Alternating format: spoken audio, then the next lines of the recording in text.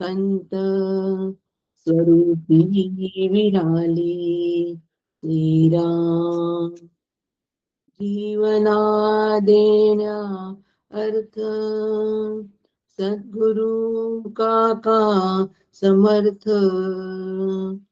जीवत्वाचा अंत आत्मारामी केला. श्रीराम समर्थ श्रीराम. परमपूज्य श्री गुरु डॉक्टर काका यांना साष्टांग वंदन. ताई यांना साष्टांग वंदन. परमादरणीय सुनील काकांना साष्टांग नमस्कार. आदरणीय लीलाताईंना साष्टांग नमस्कार. आजच्या गीता पठण करणाऱ्या आदरणीय यशस्वीताई यांना सुद्धा मी साष्टांग नमस्कार करते.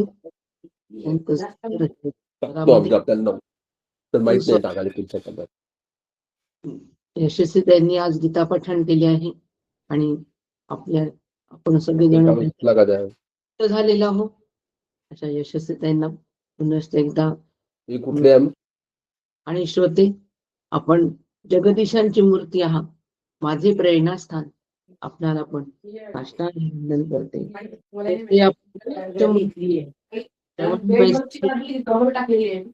होईल माझी मती आपणा कृपा प्रसादे. होते हो, आपण जर स्थिर अंतःकरण आपलं असेल तरच माझं पण अंतःकरण हे स्थिर होणार आहे. आपण स्थिर तत्वावर जर स्थिर असाल तरच अंतःकरण माझं पण स्थिर होणार आहे. स्थिर तत्वावर ते स्थिर होणार आहे. म्हणून आपण जगदीशांची मूर्ती माझे प्रेरणास्थान आहात. चिंतनाचा विषय आजचा आपला श्रीमद भगवद्गीता आणि स्वाध्याय मंच. आपला स्वाध्याय मंचच्या अंतर्गत गीतेचा अभ्यास, स्वतःसाठी केलेला अभ्यास, मी माझ्यासाठी केलेला अभ्यास. आपल्या सगळ्यांच्या समोर मी माझा अभ्यास ज्यावेळेला प्रकट करते त्यावेळेला आपण सुद्धा चिंतनामधून स्वतःचा अभ्यास आपल्या वहीवर पेनाच्या माध्यमातून तो प्रगट करायचा आणि तो प्रगट केलेला अभ्यास जो आहे तो नंतर जीवनामध्ये प्रगट करायचा. एवढं त्या प्रागट्यीकरणाला महत्व आहे हो. नुसतंच आपण प्रगट दिन साजरे करतो, परंतु प्रगट दिन साजरा करण्यामागचे उद्देश काय असतात? तर उद्देश एवढाच असतो की जे प्रगट त्यांच्या माध्यमातून, त्या पवित्र देहांच्या माध्यमातून जे प्रकर्षाने प्रगट झालेलं आहे ते माझ्या जीवनामध्ये असं त्याचं प्रागट्यीकरण राहो सतत, आणि मी तेच होऊन राहो, हा त्या प्रगटीकरणाचा उद्देश असतो.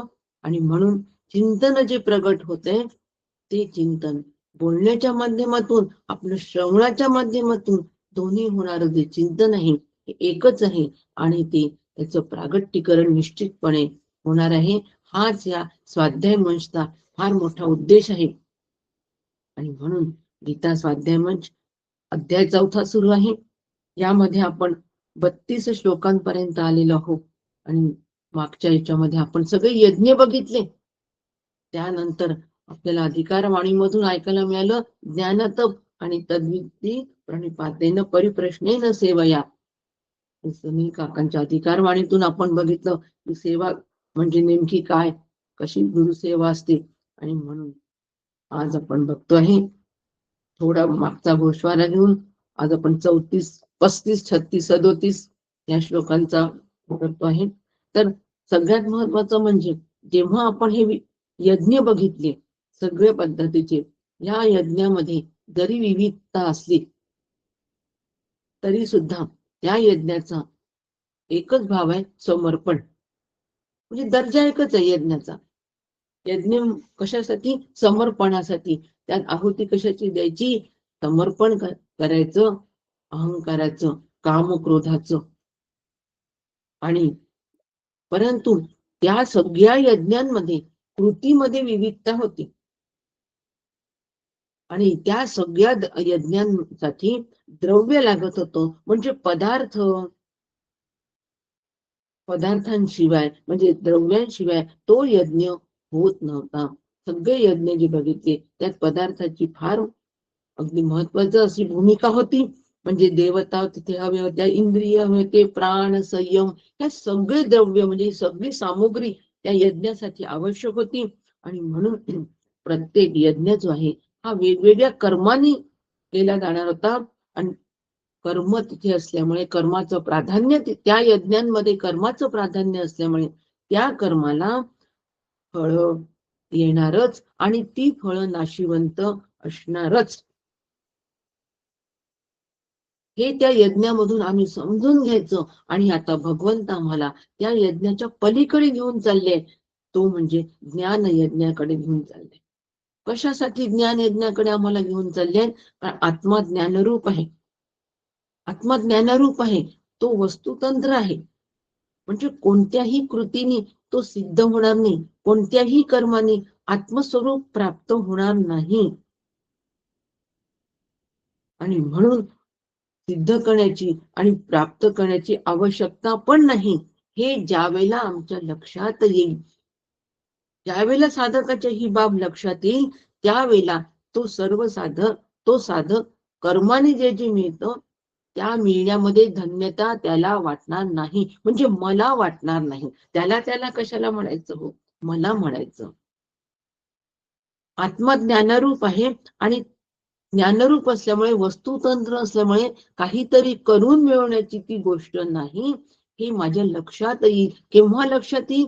हे सगळे यज्ञ एकदा केल्यानंतर चित्त शुद्ध होईल माझं. आणि चित्त शुद्ध आणि शांत होईल, त्यावेळेला त्या शुद्ध आणि चित्त शांत चित्तामध्ये आत्मविचार उदयाला येतील. आणि आत्मविचार उदयाला आल्यानंतर त्या ठिकाणी लक्षात येईल की ह्या कशानेच हा आत्मस्वरूप सिद्ध होणार नाही आहे. आणि म्हणून मग आम्ही या सगळ्या कर्मबंधनामधून सुटतो.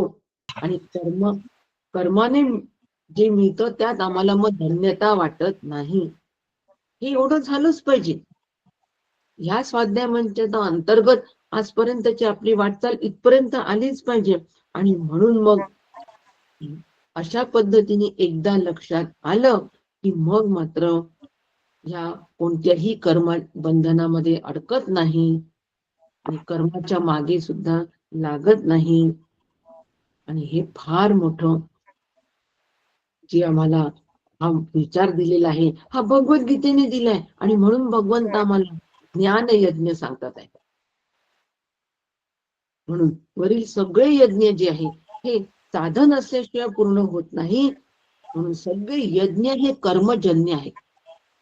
मागचे सगळे यज्ञ 32व्या श्लोकापर्यंत ते यज्ञ जेवढे आपण पाहिले ते सगळे कर्मजन्य आहे. आणि त्या अज्ञानातून ते निर्माण झालेले आहे, हे पक्क लक्षात ठेवायचं. मग अज्ञान कोणतं? तर अज्ञान काहीतरी कर्म केल्याने आम्हाला काहीतरी फळ प्राप्त होईल, हे जे अज्ञान आहे, हे अज्ञान, या अज्ञानामुळे आम्ही सगळ्या कर्माला प्रवृत्त होतो. परंतु ह्या सगळ्या यज्ञामध्ये द्वैत बुद्धी आहे. मागच्या सगळ्या यज्ञांमध्ये द्वैत बुद्धी आहे. आणि त्याचं फळ शेवटी अनित्य आणि नाशवान आहे. स्वर्गप्राप्ती एवढंच फळ आहे. पुण्य मर्त्य लोक विनश्यती. हे सर्व यज्ञ संसार वर्धनाला कारण होतात पूर्ण. म्हणून या सगळ्या यज्ञांपेक्षा श्रेष्ठ यज्ञ जो कोणता भगवंत म्हणतात तर तो आहे ज्ञान यज्ञ. ज्ञान यज्ञ म्हणजे ज्ञान पाहावे आपण असे, आपण या नाव ज्ञान. ज्ञान म्हणजे आत्मज्ञान, ज्ञान म्हणजे आत्मप्राप्ती, आत्मरूपता. आणि आत्मरूपतेसाठी जे जे आम्ही करतो त्या सगळं यज्ञ ह्या संज्ञेमध्ये मोडतं. आणि म्हणून हा ज्ञान यज्ञ सगळ्यात श्रेष्ठ आहे. मग ज्ञान यज्ञ म्हणजे काय नेमकं, ही आम्हाला कळणं फार गरजेचं आहे की नाही. मग मनाचे मन पण गेले. ज्ञान यज्ञ म्हणजे काय? मनाचे मन पण गेले, जेथे बोलाचे बोलके पण केले. माऊली म्हणते मनाचं मन पण गेलं, बोलण्याचं पण काम थांबलं. जया माझी सापडले ज्ञेय दिसले. मनाचं मन पण जातं तिथे, बोलणं सुद्धा थांबतो. अरे बोलणे तितुके व्यर्थ जाते, समर्थ म्हणतात त्या आत्माराम मध्ये. ते सगळं बोलणं सुद्धा तिथे व्यर्थ जातं. पण त्यामध्ये बोलणं थांबल्यानंतर म्हणजे विचार थांबल्यानंतर, ज्यावेळेला विचार थांबतात पूर्णपणे, निर्विचार स्थितीमध्ये ज्यावेळेला अंतःकरण येतं, त्यावेळेला काय तिथे असतं, काय सापडतं, जयामध्ये सापडले काय सापडलं, ज्ञेय दिसे. म्हणजे ब्रह्म प्रत्यक्ष सापडल्यासारखे दिसते. बस तो ज्ञान यज्ञ आहे. आता मनाचं मन पण जेव्हा जातं म्हणजे काय होतं, मनाचं मन पण केव्हा जाईल, ज्यावेळेला संकल्प विकल्प माझ्या मनाचे थांबतील. मनाचं काम संकल्प विकल्प करणं हे संपूर्णपणे ज्यावेळेला थांबतील, त्यावेळेला मनाचं मन पण जात. मग आता माझी आसपासूनची जबाबदारी वाढली की नाही, या मनाने संकल्प करता कामा नये. फार सोपे सोपे साधे साधे संकल्प होऊन जातात हो. त्या प्रत्येक संकल्पाच्या वेळेला मला जागं राहावं लागेल की कोणताही संकल्प करता कामा नये. उद्या भेटू हा सुद्धा संकल्प आहे. आणि म्हणून त्या मनाचं संकल्प विकल्प जेव्हा थांबेल, त्याच वेळेला ब्रह्म प्रत्यक्ष सापडल्यासारखं दिसतो आणि तेच यज्ञ होईल. या ज्ञान यज्ञाने काय होणार आहे, वैराग्याचे दारिद्र्य संपते, विवेकाची हाव बंद पडते. मला विवेकी व्हायचंय, मला विवेक समजून घ्यायचंय, मला विवेक करायचंय, ही एक प्रकारची आमच्या अंतःकरणाची धाव असते, जीवाची हाव असते की मला विवेक समजला पाहिजे, मी विवेक करायला पाहिजे, मला विवेक करायचा आहे, ही हाव आहे. ही हाव पण संपते. इतकी सहजता त्या विवेक आणि वैराग्याला त्या ठिकाणी येते, आली पाहिजे. आणि मग असं ज्या वेळेला होईल, त्यावेळेला डोळ्याने न पाहता आपले स्वरूप सहजपणे ब्रह्मरूपाने त्या ठिकाणी प्रत्यक्ष होते. त्या ठिकाणी डोळ्यांनी बघण्याची पण आवश्यकता नाही, प्रत्यक्ष रूपाने आम्ही स्वरूपाकारता त्या ठिकाणी अनुभवतो. याला ज्ञान यज्ञ म्हणतात. आणि याला पाहावे आपण अशी आपण असं म्हणतात. हा ज्ञान, हे जे ज्ञान आहे, हे ज्ञान आम्हाला अज्ञान रूपी अंधाराचा ध्वंस करतात. माहितीये सगळ्यांना. अगदी ज्ञानच अत्यंत दुःख निवृत्ती करतं आणि आनंदाची प्राप्ती तिथेच आहे. द्वैताचा निराश पण ह्याच ज्ञानाने होतो. काल्पनिक बंधनाचा निराश होतो. कर्तृत्व भोक्तृत्वाचा निराश होतो. आता ह्या सगळ्याचं स्पष्टीकरण करण्याचा उद्देश नाही. स्वाध्याय मंच चालू आहे, सूत्रात्मक अभ्यास सुरू आहे. सूत्र काय आहे? सूत्र मी ज्ञान यज्ञ करावा, माझ्याकडून आता ज्ञान यज्ञासाठी सगळे प्रयत्न व्हावे. कर्माची जी लालच आहे, कर्माची जी उर्मी आहे की मी हे केलं पाहिजे, मी ते केलं पाहिजे, ही जी उर्मी आहे कर्माची, दैनंदिन कर्म नाही, व्यावहारिक कर्म म्हणत नाही या ठिकाणी. कर्म केल्याने काहीतरी मला मिळेल, फळ प्राप्त होईल, यासाठी केली जाणारी जी कर्म आहे त्या कर्माचा याच्यामध्ये पोहा हे लक्षात घ्यायचं. तर ती कर्माची उर्मी आता माझी थांबली पाहिजे, निश्चितपणे थांबली पाहिजे. लोकांच्या समाधानासाठी, कोणीतरी सांगितलं म्हणून त्यांचा मान राखण्यासाठी अजिबात कर्माच्या मागे लागण्याची आवश्यकता नाही. आणि म्हणून आता अशा पद्धतीच्या या ज्ञानयज्ञामध्ये काय होणार आहे, हा जो ज्ञानयज्ञ त्यावेळेला आम्ही करतो, या ज्ञानयज्ञात सर्व कर्मखिलम प्रार्थम ज्ञाने परिसमाप्यते. आणि पार्था, ह्या अशा पद्धतीच्या ज्ञान यज्ञामध्ये सगळे कर्म जे आहे, ते सगळे कर्माचा समाप्त होतात. सगळी कर्म समाप्त होतात या ज्ञान यज्ञामध्ये. मग त्याच्यासाठी दृष्टांत दिलेले आहे की ज्याप्रमाणे सगळ्या नद्या ह्या समुद्रामध्ये परिसमाप्त होतात, त्यांच्यामधला नामरूपात्मक भेद संपतो की नाही. गंगा, यमुना, कावेरी, नर्मदा, या सगळ्या महानद्या समुद्राला जेव्हा जाऊन मिळतात तेव्हा आपण असं म्हणतो का की ही गंगा, ही नर्मदा, ही कावेरी, हा त्यांचा जो नामरूपाचा भेद आहे असं आपण म्हणतो का? नाही. त्या समुद्राला ज्या वेळेला मिळतात त्यावेळेला त्यांच्यातला नामरूपातला भेद जसा संपून जातो त्या समुद्रमय होतात. त्याचप्रमाणे ज्ञानयज्ञ करणारा जो पुरुष आहे तो सर्व कर्मांमध्ये अकर्म स्वरूपाचा आत्मा पाहत असल्यामुळे सर्व कर्म करूनही न केल्यासारखी होतात. म्हणजे त्याची अधिष्ठान दृष्टी तयार होते की प्रत्येक कर्म मी जे करतो आहे हे कोणाच्या अधिष्ठानावर करतोय, कोणामुळे हे कर्म होत आहे, हे अधिष्ठान दृष्टी त्याची विकसित होत असल्यामुळे तो कर्म करत असताना सुद्धा अकर्ता असतो. कर्मामध्ये अकर्म बघतो. आपण बघितलेलं आहे, कर्मतत्व बघितलंय. कर्मतत्वाच्या वेळेला हा भाग आपला समजून झालेला आहे. म्हणून चौथा अध्यायचा ज्या वेळेला अभ्यास करायचा त्यावेळेला अशा पद्धतीनेच अभ्यास करायचा की हा योग कशा पद्धतीने भगवंतानी विवस्वानाला सांगून अर्जुनापर्यंत आला आणि अर्जुनापासून तो आम्हाला समजला. आम्ही फार भाग्यवान समजायला पाहिजे की आमच्यापर्यंत हा योग येऊन पोहोचला.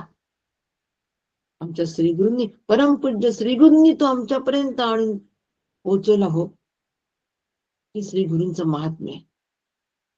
तो पुराणातली वांगी पुराणात म्हणतो आणि सोडून देतो. नाही, पुराणातलं अमृत आमच्या श्रीगुरूंनी आमच्यापर्यंत आणलं, आमच्या मुखी घातलं. आणि कशा पद्धतीने तो योग आला, त्याच्यानंतर कर्मतत्व काय आहे हे आम्हाला त्या योगाच्या माध्यमातून सांगितलं. कर्मतत्व त्याच्यानंतर आम्हाला यज्ञ सांगितले, कशा पद्धतीने कर्मयोग आम्ही साधावा, कोणते यज्ञ महत्वाचे आहे. आणि आता ज्ञान यज्ञाकडे भगवंत आम्हाला घेऊन चालले आहेत. अशी गुंफण ह्या चौथ्या अध्यायाची जर आम्ही केली तर चौथा अध्याय आम्हाला आमच्या आटोक्यात येईल आणि सहजपणे तो आमच्या जीवनामध्ये उतरेल. याला सूत्रात्मक अभ्यास म्हणतात, याला स्वाध्याय असं म्हणतात.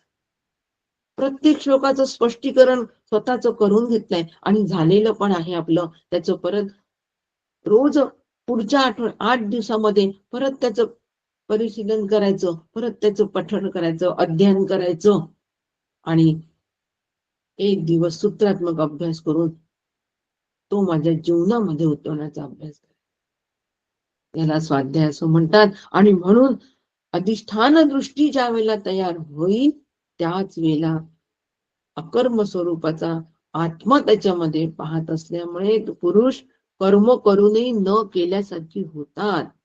म्हणून कर्मयोगाचा शेवट कुठे आहे? या ज्ञानप्राप्तीत आहे.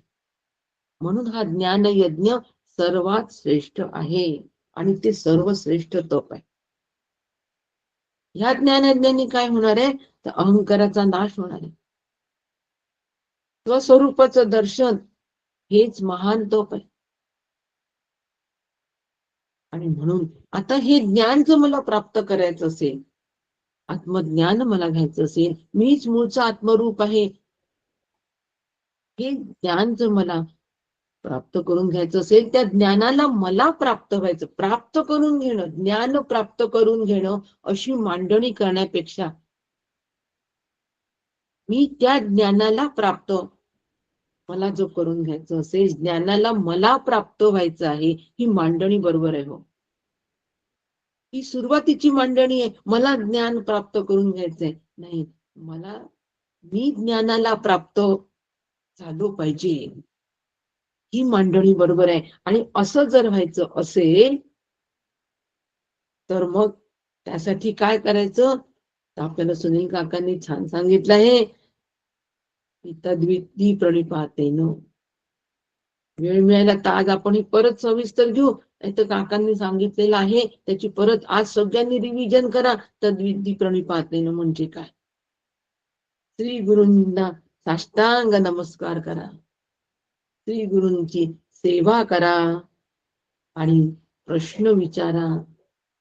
अशा पद्धतीने जर आमचं श्री गुरूंचं आणि आमचं ते एक नातं आहे गुरु शिष्याचं, हे अशा पद्धतीने विकसित झालं पाहिजे गुरु शिष्याचं नातं. आणि हे नातं जेव्हा अशा पद्धतीने विकसित होईल तेव्हाच श्री गुरु प्रसन्न होतील आणि ज्ञानाचा उपदेश करतील.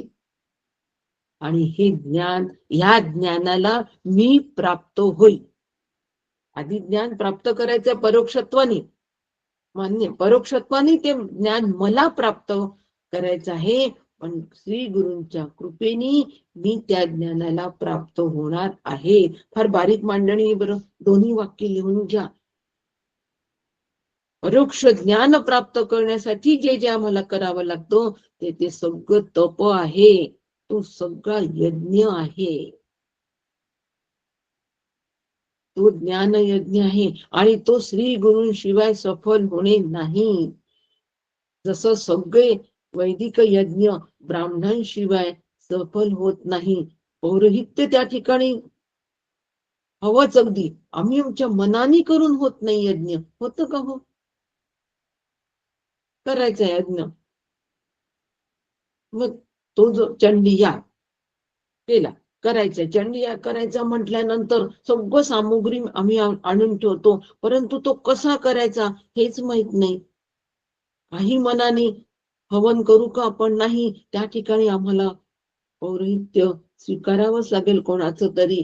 त्यांच्या सूचनेनुसार, त्यांनी सांगितल्यानुसारच आपल्याला करावा लागेल तो. अगदी त्याप्रमाणे हा ज्ञान यज्ञ सुद्धा श्री गुरूंशिवाय होणे नाही. श्री गुरु ज्या पद्धतीने आम्हाला तो ज्ञान यज्ञ करायला सांगतात त्या ते तसंच, तेच आणि तेवढंच फार महत्वाचं आहे आम्ही करणं गरजेचं आहे. तेच, तसंच आणि तेवढंच. यज्ञ विधीवर आपण असताना ते ब्राह्मण सांगतात की ह्या आहुती द्या, तेवढंच देतो की नाही आपण आहुती? आपण आपल्या मनाने टाकतो का? आपण म्हणतो का कधी ब्राह्मण लोकांना की नाही नाही, गुरुजी लोकांना आपण कधी म्हणतो की तुम्ही जरी आम्हाला या 5 आहुती सांगितल्या ना तरी मी 6वी टाकणारच आहे माझ्या मनाने, असं म्हणतो का? तिथे आपल्याला भय वाटतं, नको नको नको. जे आम्हाला ब्राह्मण सांगतील तेच आम्ही करतो. जे आम्हाला गुरुजी सांगतील तेवढंच आम्ही आहुती देतो, जास्ती नको, कमी पण नको व्हायला. तिथे भय असतो. आणि इथे श्री गुरु सांगतील त्याच आहुती मला द्यायच्या, नाशिवंत तुके द्यावे सांगितले श्री गुरूंनी. या ज्ञान यज्ञासाठी नाशिवंताची आहुती सांगितली. जेवढं काही नाशिवंतावर आहे रे तुझं प्रेम, ते सगळं नाशिवंत तू मला दे. मग माझं काम काय आहे? साधक म्हणून एवढं मला द्या. नाशिवंतामधलं ममत्व मला सोडायलाच पाहिजे. त्यातलं सत्यत्व बुद्धी मला सोडायलाच पाहिजे. ती आहुती मला द्यायलाच हवी. ते तिथे आमच्याकडे होत नाही. हे आम्ही मनाने करतो. काय होतं एवढं केलं तर? आणि म्हणून आमचा ज्ञान यज्ञ सफल होत नाही हो. आम्ही असलेल्याच ज्ञानाला आम्ही प्राप्त होत नाही. असलेल्या ज्ञानाला आम्ही प्राप्त होत नाही. खरं म्हणजे फार सुलभ आहे हो. ज्ञान आहेच तिथे, वेगळं काही करावं लागणार नाही, फक्त मला तिथे जावं लागतं बस. सागर आहेच, त्या सागराकडे फक्त नदीला जावं लागतं, बाकी काही करत नाही. तिथपर्यंत येण्यासाठीच नदीला खटाटोप आहे सगळं. एकदा ती त्या सागराला मिळाली की सागरची झाली. मग तिला वेगळं सागर होण्यासाठी वेगळं काही करावं लागत नाही. तिथपर्यंत प्रवास करावा लागतो. तसा जीवाला सुद्धा प्रवास करावा लागतो. आणि एकदा श्री गुरूंच्या चरणी विसावला जीव की तिथे तो प्रवास सगळा संपलाच पाहिजे. बस.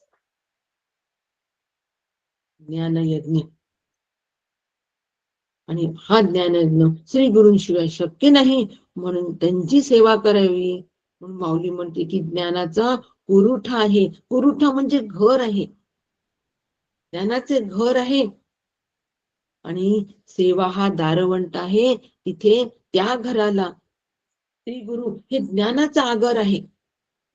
आणि त्याचा दारवंटा म्हणजे उंबरठा. आता उंबरठे घराला नसतात म्हणून माहित नाही, पूर्वीच्या काळी असायचे, पण बरेच लोकांना उंबरठा शब्द माहितीये. सेवा हा उंबरठा आहे. त्या उंबरठ्यावर आधी आम्ही उभं राहायचं आणि मग पाऊल पुढे टाकायचं. हो, आणि पाऊल पुढे टाकायचं म्हणजे काय करायचं? त्या घरात प्रवेश करायचा. म्हणजे कोणत्या घरात? ज्ञानरूपी घरात प्रवेश करायचा. म्हणजे ते घर, त्या घराची सेवा करायची आणि ते घर आपलं करून घ्यायचं, स्वाधीन करून घ्यायचं. स्वाधीन करी सुभटा मूळ गुणी.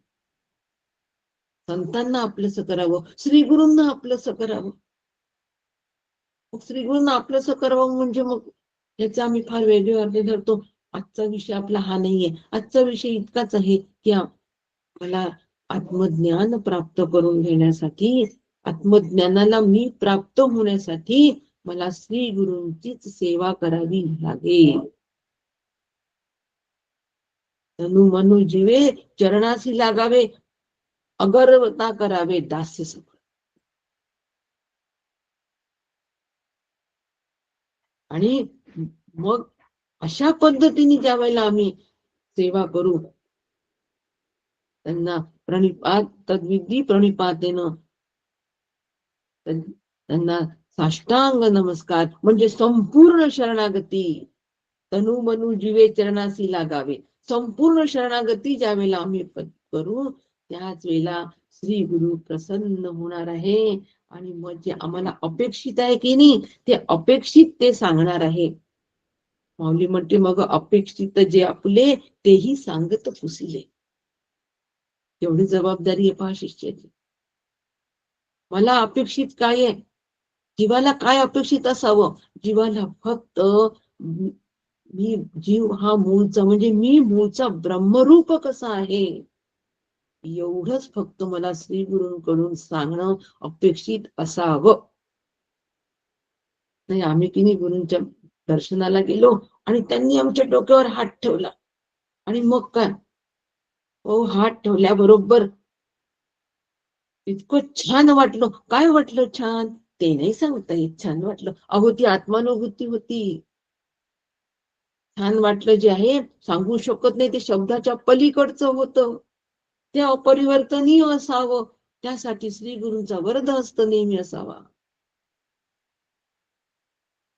आणि म्हणून मला अपेक्षित, साधकाला एवढंच अपेक्षित असावं की जीव मूळचा ब्रह्मरूप कसा आहे हे श्री गुरूंनी मला सांगावं, ते ज्ञान मला द्यावं आणि मी व्हावं. बस. ज्ञान यज्ञ, ज्ञान तप, ही तप आहे.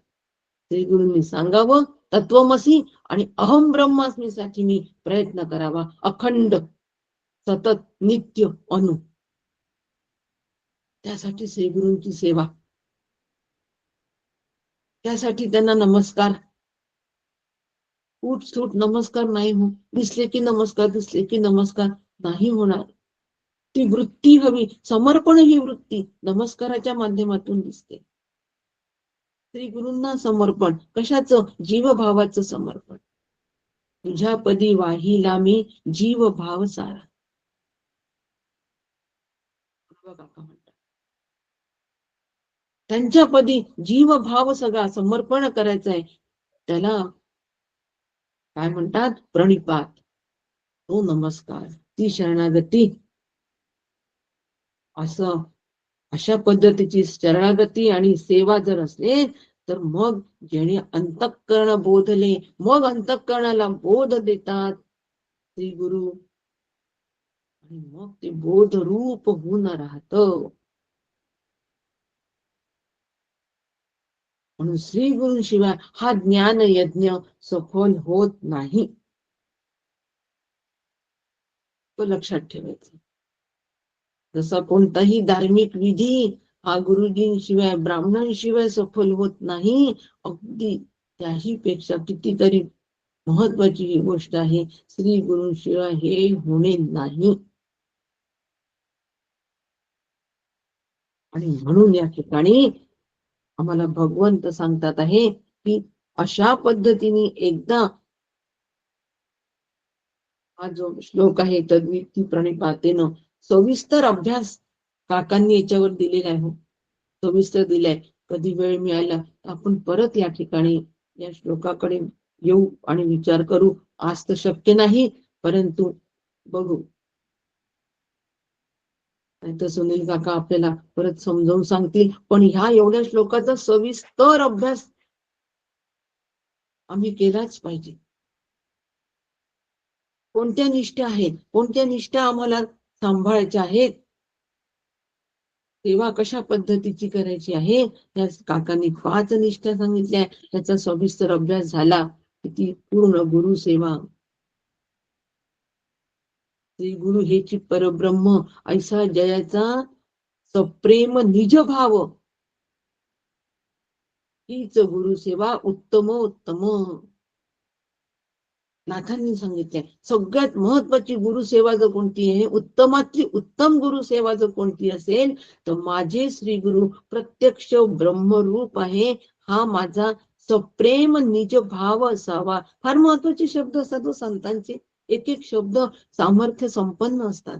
ते सामर्थ्य आम्ही शब्दांमधलं आम्हाला निश्चितपणे जाणून घ्यायलाच हवं. सप्रेम निज भाव सांगितलं.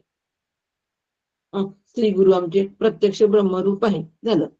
एकदा आपण म्हणतो, त्याच्यानंतर श्री गुरु त्यांच्या घरी, मी माझ्या घरी. नाही, सप्रेम निज भाव हवा. निज भाव म्हणजे तो माझ्या अंतक, निज म्हणजे जवळचा, लगतचा, तो माझाच भाव असावा आणि अत्यंत आदरयुक्त आणि प्रेमयुक्त असा तो भाव माझाच असावा, तो निज भाव असावा. माझे श्री गुरु प्रत्यक्ष ब्रह्मरूप आहेत आणि ते मला ब्रह्मरूप निश्चितपणे करणार आहे. मी पण आहे त्यांच्या कृपेने, त्यांच्या आशीर्वादाने. ज्ञान यज्ञ बरं का, ज्ञान यज्ञ आहे. आणि ही उत्तमातली उत्तम गुरुसेवा आहे. हा भाव सतत जपून ठेवणे, सतत जपून ठेवणे, तो निजभाव होणे, म्हणजे मीच तो भाव होऊन राहणे. किती मेहनत करावी लागेल लक्षात घ्या. अत्यंत प्रतिकूल परिस्थिती आलेली आहे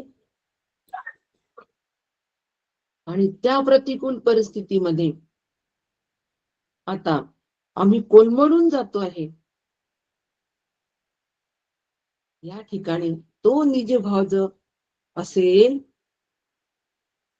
तर तो निजभाव आम्हाला त्या प्रतिकूल परिस्थितीमध्ये सुद्धा अत्यंत आनंदी आणि समाधानी असे ठेवेल. सुख दुःखाचे आम्हाला धक्के बसणार नाही.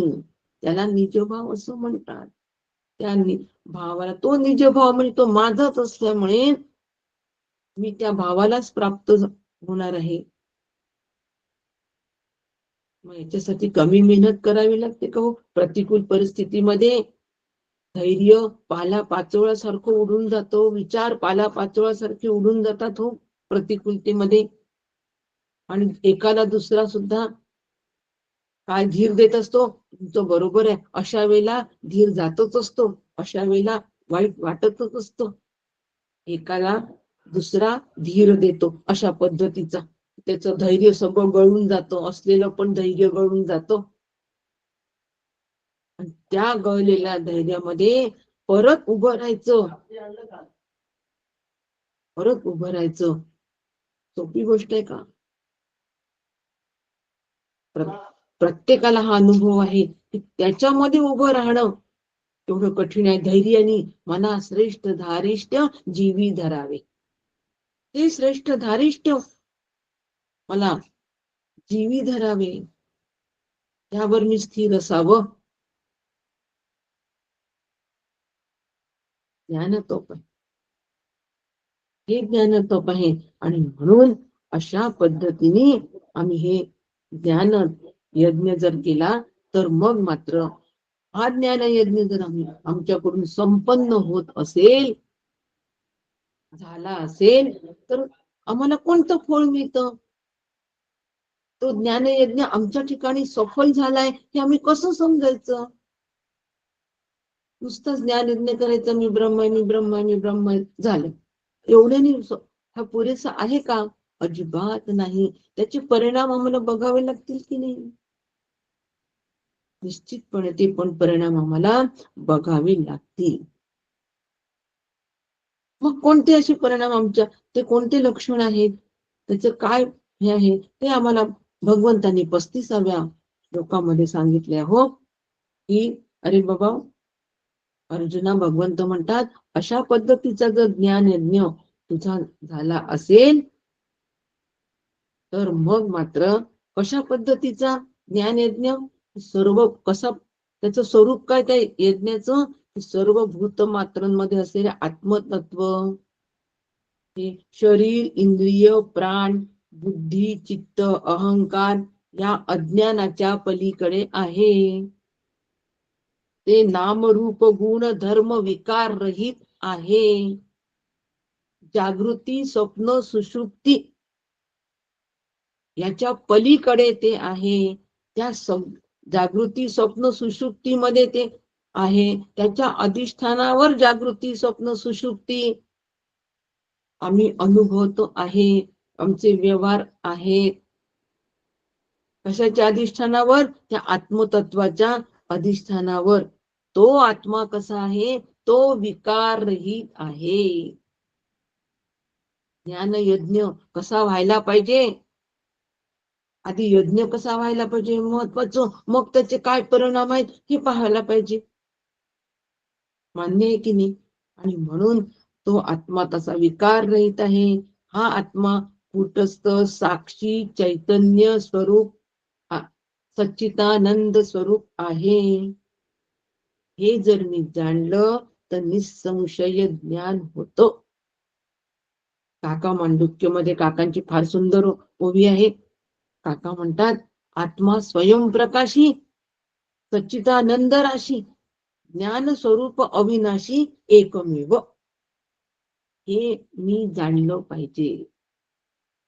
श्री गुरूंची सेवा करता करता,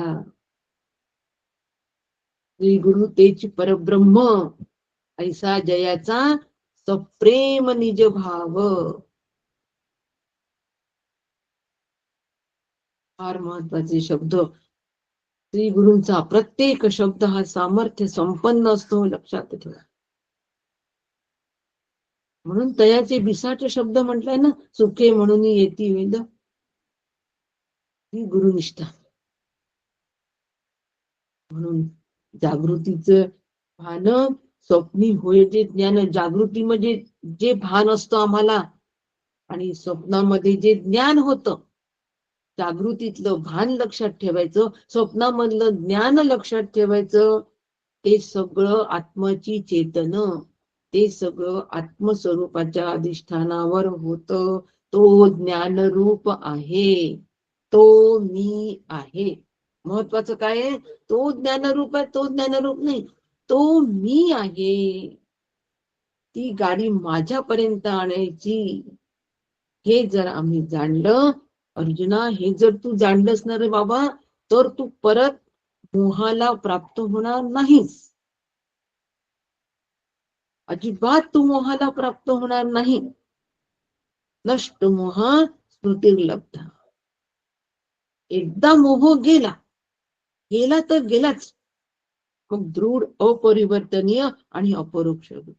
बस अपरोक्षानुभूती फार महत्वाची.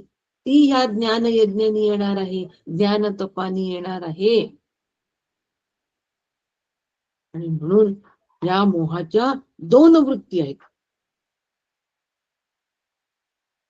मोह मोह आपण जे म्हणतो सगळ्यांना माहितीये, तर मोह कोणता मोह, एवढ्या मोहांचा विचार करण्याचं कारण नाही. पण मोहाच्या दोन वृत्ती फक्त बघू आपण. अहम वृत्ती आहे, ही अहंकारात्मक आहे, आणि ममत्व वृत्ती आहे, ही तादात्म्य वृत्ती आहे. ममत्व म्हणजे तादात्म्य, माझं माझं माझं माझं वाटणं, मी मी मी वाटणं, अहंकारयुक्त, मी आणि माझे. अहम ममत्व म्हटलं की बापरे मोठे शब्द वाटतात. मी आणि माझं म्हटलं की त्याच्यामधला काठिण्य निघून जातो. शब्दामधलं काठिण्य काढायचं श्री गुरु काढत असतात. म्हणून जे माझे आहे ते मी नाही. बाबा जिथे जिथे ममत्व तू ठेवतो आहे ना, ते तू नाही लक्षात ठेव, ते तू लक्षात ठेव. महावाक्य आहे श्री गुरूंच.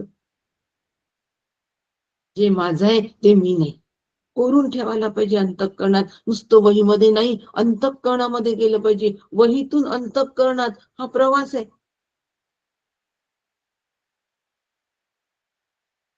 सांगणाऱ्यांच्या मुखातून आले शब्द, कानाने टिपले ते शब्द, ते टिपून अंतःकरणामध्ये कोरले. येणे, ऐकणे आणि कोरणे, टिपणे. शब्द आला, तो टिपला आणि तो कोरून ठेवला. आणि कोरलेला मग तसाच राहील का हो? नाही हो, तो कोरलेला जीवनात उतरला. एवढी सगळी प्रक्रिया माझी व्हायला पाहिजे श्रीमुखातून श्रवण होत असताना. ते श्रवण कसं असावं? अवधान ऐकले दिजे मग सर्व सुखासी प्राप्त होते. अवधान ऐकले दिजे, एकच अवधान पाहिजे ना श्रवणाच्या वेळेला. म्हणून सुनील काकांचा आग्रह असतो की नाही, की मांडुक्य श्रवण करत असताना, उपनिषद श्रवण करत असताना दुसरं काहीच करू नका. एका ठिकाणी स्थिर बसा आणि ऐका की जागृती, स्वप्न, सुषुप्तीच्या पलीकडे आत्मतत्व कसं आहे. जागृतीचे भान, स्वप्नी होय जे ज्ञान. काकांची उभी आहे. भान, ज्ञान आणि ते आत्मची एकचेतन ज्ञानरूप कसा आहे. हे भान आणि ज्ञान, हे दोन शब्द आम्ही कधीच विसरता कामा नये. भान आणि ज्ञान फक्त एकाच तत्वाच्या अधिष्ठानावर होतं. ते ज्ञानरूप आहे, ते मी आहे. आता मोह गेला, अहम ममत्व वृत्ती माझ्या यांनी, या भावानी माझ्या या ममत्व वृत्ती, अहम वृत्ती लोपून गेल्या. या अज्ञानजन्य असतात आणि ह्या अज्ञानाचा नाश फक्त आत्मज्ञानाने झाला. आता मी माझं माझं माझं म्हणत असताना मीच मूळचा ब्रह्मरूप म्हटल्यानंतर मी आणि माझं तिथे लोपेलच ना. हे वेगळं करावं लागेल का? नाही. काल आपण फार सुंदर उदाहरण बघितलं मांडूक याच्यामध्ये. काल सुनील काकांनी फार सुंदर उदाहरण दिलं हो काल. हर एक माल, सगळ्यांना अनुभव आहे. 10 रुपयाचा प्रत्येक माल तो विकतो, पण त्याची दृष्टी फक्त 10 रुपयावर असते. त्याची दृष्टी त्या वस्तूच्या आकारावर नसते, वस्तूच्या नामावर नसते, फक्त 10 रुपयावर असते. आणि आमची मात्र 10 रुपयात मला त्याच्या जवळच्या मोठ्यातली मोठी वस्तू कशी घेता येईल असा प्रयत्न आमचा असतो, जीवाचा असतो. जीव नानत्व पाहतो, जीव अनेकत्व बघतो. पण ज्ञानदृष्टी प्राप्त झाल्यानंतर तो एकत्वच पाहतो. फार सुंदर कालचं उदाहरण होतं. हर एक माल 10 रुपये, दुकानदाराला फक्त 10 रुपये वस्तूचं, 10 रुपये किंमत, त्या पैशाशीच फक्त त्याचा मतलब असतो. तेवढीच त्याच्या दृष्टीने ते महत्वाचं असतं. वस्तूचा आकार नाही, नाव नाही, काहीच नाही. तसंच अगदी ह्या विश्वामध्ये नानात्व अनेकत्व नाही. त्या नानात्व अनेकत्वाशी माझा काहीही संबंध नाही. मी त्या नानात्व आणि एकत्व, नानात्व आणि अनेकत्वामधलं एकत्व बघण्याचा प्रयत्न करायचा, एकत्वावर स्थिर व्हायचं. तर मग नानात्व आणि अनेकत्वामधला मोह आपोआपच जाईल की नाही. त्या दुकानदाराचा बाकीच्या नाम आणि रूपामधला मोह गेलाच आहे. कोणती वस्तू तुम्ही घ्या, त्याला काहीच वाटत नाही. 10 रुपयामधली मोठी वस्तू घेतली तरी असं वाटत नाही, पहा 10 रुपये दिले, मोठी वस्तू घेतली, असं त्याच्या कधी मनात येत नाही. म्हणजे मोह गेला की नाही एकत्वामुळे. पटलं की नाही? पटायला पाहिजे. नसेल पटलं तर सुनील काकांना परत पटवण्यासाठी फोन करा. पटवापटवी करावीच लागते याच्यामध्ये. पटवापटवी केल्याशिवाय नाही जमत. म्हणून पटेपर्यंत श्री गुरूंचा पिच्छा पुरवायचा असतो, पटेपर्यंत. छांदोग्यनी सांगितले आम्हाला, गुरुदेवा नाही पटलं, ते आत्मतत्व मी आहे हे नाही पटलं, शिष्याने विचारलंय, 9 वेळेला विचारलंय आणि 9 वेळेला श्री गुरुंनी उत्तर दिलंय आणि शेवटी पटवून सांगितलंय ते आत्मतत्व तूच आहे. पटवापट मी म्हणतात बाकीच्या सगळ्या व्यवहारामध्ये आपल्याला छान जमतो हे, अध्यात्मामध्ये नाही जमत. एकदा श्री गुरुंनी सांगितलं अनुग्रहकाली झालं. बरेच जणांना तर आठवत सुद्धा नाही काय सांगितलं ते. असं होता कामा नये हो, इतकी चिल्लर गोष्ट नाही. आणि म्हणून या विश्वात किंचितही नानात्व अनेकत्व नाही. नेह नानास्ति निश्चल. म्हणजे अहम आणि ममत वृत्तीने आम्ही दुसऱ्यांची सुख दुःख आमच्यावर ओढवून घेतो. घेतो की नाही, आहे ना आपल्याला सगळ्यांचा अनुभव. नाही, तुम्ही सुखात असेल तर आम्ही सुखात आहोत, तुम्हाला दुःख तर आम्हालाही दुःख. दुसऱ्यांची सुख दुःख ओढवून घेतले. आता व्यक्तीच्या रूपाने दुसरे, वस्तूच्या रूपाने दुसरं, पण माझं शरीर हे सुद्धा दुसरं आहे हे माझ्या लक्षात यायला पाहिजे. ज्ञान यज्ञाने हे लक्षात यायला पाहिजे की माझं शरीर सुद्धा दुसरंच आहे. मी मूळचा ब्रह्मरूप आहे, आत्मरूप आहे. आणि त्या सापेक्ष हे शरीर दुसरं आहे. या शरीराची सुख दुःख मी माझ्यावर ओढवून घेतो आणि मी सुखी आहे, मी दुःखी आहे असं म्हणतो आणि व्याकुळ होतो. आणि मग शोक मोहरूपी संसार आमचा सुरू होतो. मी आणि माझं या मोहामध्ये आम्ही फसतो. कोणत्या? देहादी जगताच्या मोहात फसतो. नुसतं कर्मसन्यासाने हा मोह जाईल का हो? नुसतं कर्मसन्यास घेतल्याने याचा नाश होईल का या अज्ञानाचा? अजिबात होणार नाही. म्हणून या अज्ञानाचा नाश फक्त ज्ञानानेच होतो आणि म्हणून ज्ञान यज्ञ महत्वाचा आहे आणि तो आम्ही करावा, आमच्याकडून व्हावा आणि असलेल्या ज्ञानाला प्राप्त व्हावे. एवढं सांगण्याचा उद्देश भगवंताचा आहे. म्हणून त्यांनी ज्ञानयज्ञाची आम्हाला फळं पण सांगितली की नेमकं ज्ञानयज्ञ केल्याने काय होणार आहे तुझं, तर बाबा रे मोहातून सुटका होणार आहे. मग त्याचं काय लक्षण? त्या मोहातून सुटका झाली, आमची मोहपाशातून सुटका झाली, याचं काय लक्षण? भूतान्य शेषण. त्या चरण श्लोकाच्या दुसऱ्या चरणामध्ये भगवंत सांगतात आहे की त्याच काय लक्षण आहे की स्वतःच्या ठिकाणी जसं तू बघतोस, भगवान श्रीकृष्णाच्या ठिकाणी जे तू बघतो ते तू सगळ्यांमध्ये पाहायला लागशील. ते तू सगळ्यांमध्ये पाहायला लागशील. येन भूतान्य शेषेन.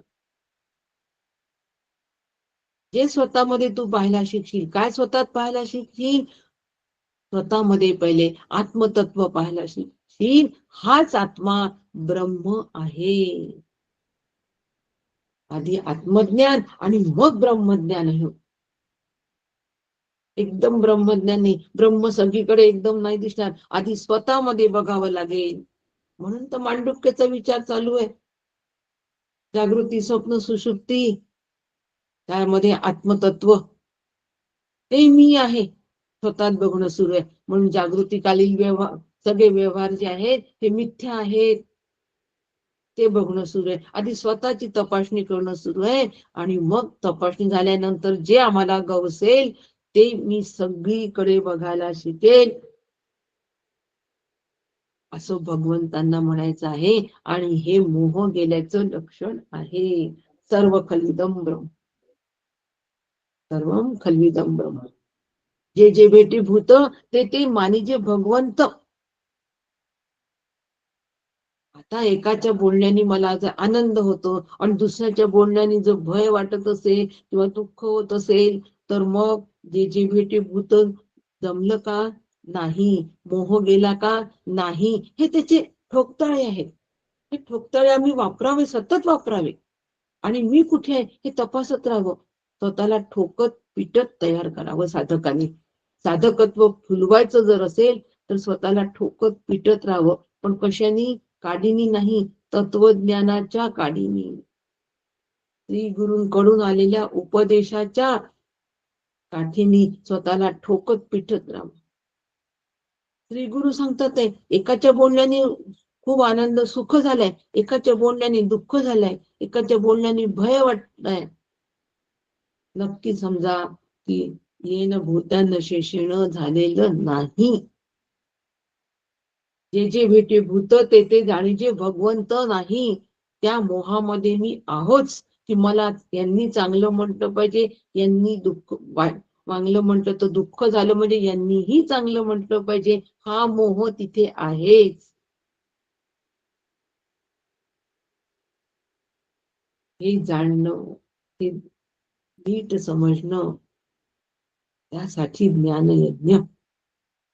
आणि यज्ञाचा परिणाम, ज्ञान यज्ञाचा परिणाम, त्याची लक्षणं अशा पद्धतीची जर माझ्यामध्ये मला आढळत असतील, आतली शांती माझी जर टिकत असेल, ती शांती बिघडायला नको, तो आतला समतोल बिघडायला नको. हे भगवंतांना सांगायचंय. असं जर आतली शांती बिघडत नसेल, समतोल बिघडत नसेल सगळ्यांमध्ये, जर आम्हाला भगवंत दिसत असेल, ते तत्व सगळीकडे जर मला दिसत असेल, भरला घनदाट हरी दिसे भक्तीची भाषा, आत्मवत सगळं दिसत असेल तर ज्ञानाची भाषा, कोणती भाषा घ्या एकच आहे परिणाम. हनुमंतांनी तर सांगितलंच आम्हाला, तीन दृष्टी दिल्या. काकांनी मांडलेला विचार बरं का, की हनुमंतांनी तीन दृष्टी दिल्या. कोणत्या? देहदृष्ट्या तू दासोहम, जीवदृष्ट्या एक जीवदृष्टी दिली आहे, एक आत्मदृष्टी दिली आहे, एक देहदृष्टी दिली आहे. काकांनी मांडलेला विचार आहे. तीन दृष्टी हनुमंताकडून आम्हाला मिळालेल्या आहेत. त्या तीन दृष्टी आम्ही आमच्यामध्ये विकसित करून त्या पद्धतीने जर वागत असू तर आम्हाला निश्चितपणे मोह गेला असं खात्रीने सांगता येईल. तोपर्यंत नाही. नाही डॉक्टर साहेब, आता मी की नाही खूप छान चालू शकतो, पहिले बिलकुल चालू शकत नव्हतो, आता छान चालू शकतो. आता औषधाचा संपूर्णपणे परिणाम माझ्यावर झालेला आहे. देहदृष्ट्या तू दास, पुढचं सांगा ना. जीवदृष्ट्या, देहदृष्ट्या तू दास, जीवदृष्ट्या जीवदृष्ट्या त्वदंशका, सका, आणि पुढे आत्मदृष्ट्या त्वमेवाहम, निश्चिता मती. तीन दृष्टी काकांनी दिलेला विचार आहे हा. विचार सागर पुस्तकात छापलेला आहे. हो, अच्छा. हा विचार जो आहे हा काकांनी दिलेला आहे की तीन दृष्टी हनुमंतांनी आम्हाला दिलेल्या आहे, त्याचा आम्ही वापर करायचा, त्याचा वापर आम्ही करायचा. हनुमंत कोण आहे? रामरायाचे सेवक आहे, माहिती आहे. सेवा करण्यामध्ये हनुमंताचं नाव आहे. मग त्यांनी या पद्धतीने सेवा केली, त्या पद्धतीने आम्ही करावी की नाही? हो. आणि म्हणून अशा पद्धतीने जर आम्ही ही दृष्टी जर आम्ही आमची विकसित केली तर मग मात्र तो ज्ञान यज्ञ सफल झालाय. तो मोह आमच्या मधला मोह निघून गेलाय.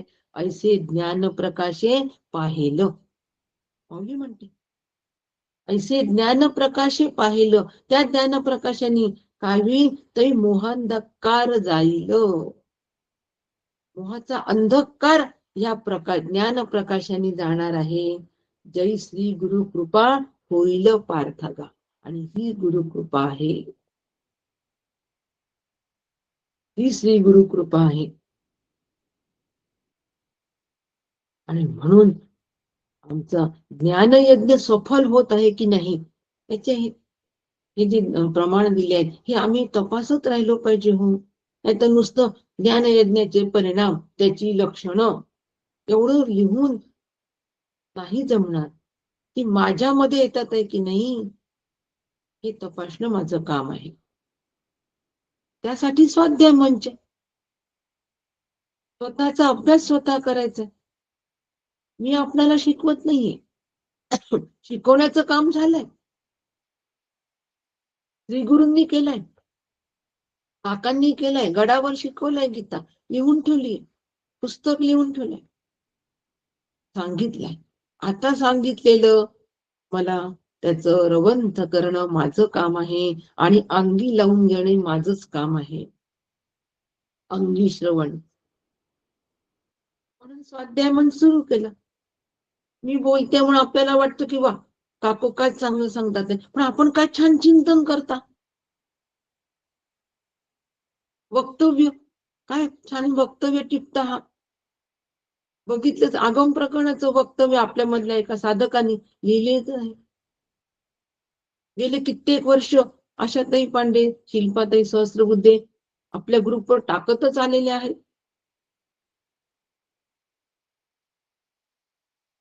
हे महत्वाचं आहे.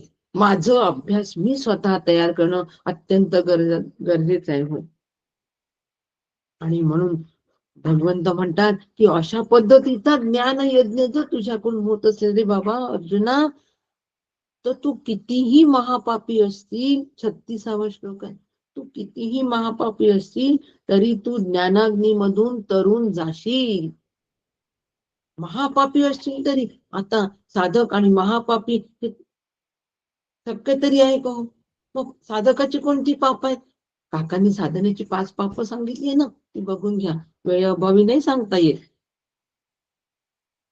पण माऊलींनी काय सांगितली, कोणती पाप सांगितली?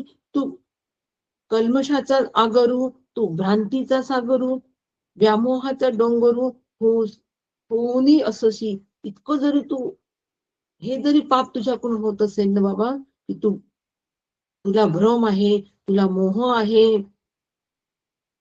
हे जरी सगळं जरी असलं ना, तरी सुद्धा हे ज्ञानाचं सामर्थ्य एवढं आहे की हे सगळं थोकडं आहे. ऐसे सामर्थ्य असे चोखडे ज्ञानी ये. ज्ञान यज्ञामध्ये इतकी ताकद आहे की तू महापापी म्हणजे मला भ्रम झालाय म्हणजे मी पापी आहे, मला मोह झालाय म्हणजे मी पापी आहे. अगदी चोरी करणं, दुसऱ्यांना मारणं, खून करणं, खोटं बोलणं, या पापाच्या साधकाचं पाप चालू आहे आपलं. मी भ्रमिष्ठ आहे, पाप. आत्मस्वरूपापासून दूर नेणारं जेवढं काही आहे ते सगळं पाप ह्या संज्ञेमध्ये मोडतं. आणि आत्मस्वरूपाच्या जितकं काही जवळ जाणार आहे ते सगळं पुण्य ह्या संज्ञेत मोडतं. आणि म्हणून आम्ही जर समजा आमचा भ्रम जर गेला नसेल, आमचा मोह जर गेला नसेल, आमचं अज्ञान जर गेलं नसेल, असा आम्ही जर महापापी असू तर ह्या ज्ञानाने हे समूळ नष्ट होणार आहे. असा हा ज्ञान यज्ञ आहे. अशा या ज्ञान यज्ञाचे परिणाम मला माझ्यामध्ये पाहायला मिळाले पाहिजे. आणि मग हा ज्ञान यज्ञ करता करता ज्ञानाग्नी सर्व कर्माणी भस्मता कुरुते तथा. त्या ज्ञान यज्ञामध्ये सर्व कर्म भस्मसात होतात. ज्ञान कर्म संन्यास योग इथे हा सिद्ध झाला. ज्ञान कर्म संन्यास योग इथे सिद्ध झाला. या ज्ञानात सगळी कर्म भस्मसात होतात. म्हणून ज्ञान कर्म संन्यास याचं स्पष्टीकरण आपण सुनील काकांच्या वाणीमधून ऐकू पुढच्या गुरुवारी. आज या ठिकाणी माझ्या वाणीला मी विराम देते. रामकृष्ण हरी. रामकृष्ण हरी. नमस्कार. रामकृष्ण हरी. रामकृष्ण हरी. रामकृष्ण हरी.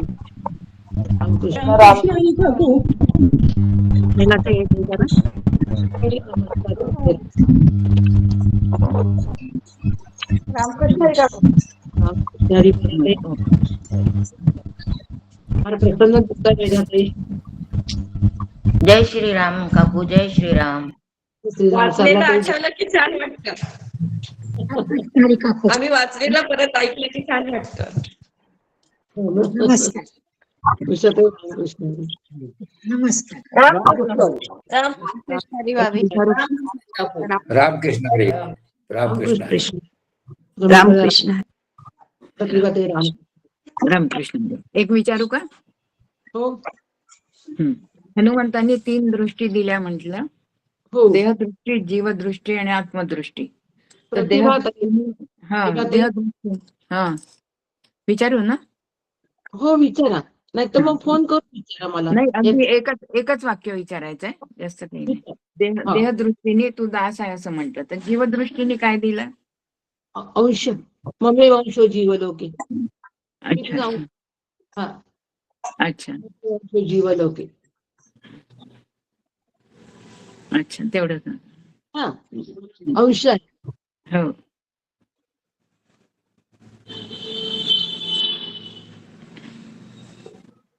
नाही रामकृष्ण हरी काकू. रामकृष्ण हरी. नमस्कार. रामकृष्ण हरी. नमस्कार. हरी. लक्ष्मी राम छान सांगितलं. नमस्कार करते सर्व. रामकृष्ण हरी. रामकृष्ण हरी. मोहन दादांना पण सांगा नमस्कार. जय श्रीराम. जय श्रीराम. नमस्कार. राम राम का कृष्ण हरी. नमस्कार करते. ते नमस्कार. नमस्कार शैलते. रामकृष्ण हरी काकू. रामकृष्ण हरी. नमस्कार. नमस्कार. प्रतिभाताई रामकृष्ण हरी. ताई रामकृष्ण हरी. रामकृष्ण हरी. मानिवा रामकृष्ण हरी. रामकृष्ण हरी. शैलताई रामकृष्ण हरी. रामकृष्ण हरी. खूप छान झालं. रामकृष्ण रामकृष्ण हरी काकू. रामकृष्ण हरी. रामकृष्ण हरी काकू. हरी आनंद काका रामकृष्ण. रामकृष्ण हरी काकू. रामकृष्ण हरी.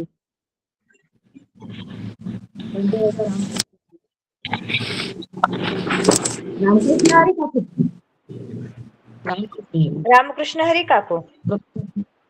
रामकृष्ण हरी. प्रतिभाताई हो. रामकृष्ण.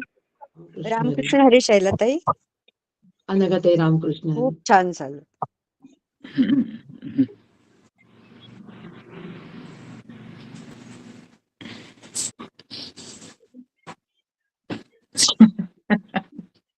यांनी दिलं प्रवचन. रामकृष्ण हरी. वासंतीताई रामकृष्ण हरी. रामकृष्ण हरी काकू. रामकृष्ण हरी. वासंतीताई. म्हटलं काकू तुम्ही आता सांगितलं अंश, पण तो एकमेव अद्वितीय असल्यावर तर अंशांशी भेद ना एकदा जीव हा अंश आहे ना भगवंत. अंशांशी भेद ब्रह्मस्वरूपाच्या तिथे नाही, पण हा जीवाच्या ठिकाणी. जीव हा काय अंश कोणाचा आहे? भगवंताचा अंश आहे ना, त्याचाच अंश आहे ना तो. असा विचार, प्रत्येक जीव हा भगवंताचा अंश आहे असा विचार करून त्या प्रत्येक जीवाशी व्यवहार करायचा. जे जे भेटीभूत ते जाणचे भगवंत हा त्याचा अंश आहे. म्हणजे ब्रह्माचा विचार करताना ते एकमेव अद्वितीय, पण जीवाचा विचार करताना अंशांशी. जीवाचा विचार करताना तो अंश आहे, नाही तर मग वेगळेपणाने आपण जीवाचा विचार करून त्याचा हे होईल ना. शेवटी तिसऱ्यात त्यांनी म्हटलं तू आणि मी एकच आहे म्हणून. हा नमस्कार. रामकृष्ण हरी. रामकृष्ण हरी ताई. रामकृष्ण मनीष. और रामायण में बहुत बढ़िया, एक रामायण में बहुत बढ़िया चौपाई बोली हुई है, सिया राम में सब जग जानी, करो प्रणाम जोरी जुग पानी। सब में ही राम समाया है, सिया राम में सब जग जानी, खलविंदम ब्रह्म। वाह वाह वाह, कितनी अच्छी चौपाई है। लिख के रखो, आज का जो है, आज के इसमें ये चौपाई ऐसा लिख के रखो। चालू किया है प्रोजेक्ट, लिखना चालू किया? अभी तो नहीं किया ताई, लेकिन अभी आपने दिया, सब पूरे मीटिंग में आपने ये बताई चौपाई। जोरी जुग पानी। आज लिख के रखो, आज से शुरू कर दो। बहुत अच्छा, बहुत बहुत ही अच्छा। और इस पे भी लिखो, व्हाट्सएप पे भी लिखो, मैं लिख लेती फिर। ये चौपाई बहुत अच्छी चौपाई है ना? हाँ, अगदी लिहून ठेव, आजपासून सुरू कर लिखाण.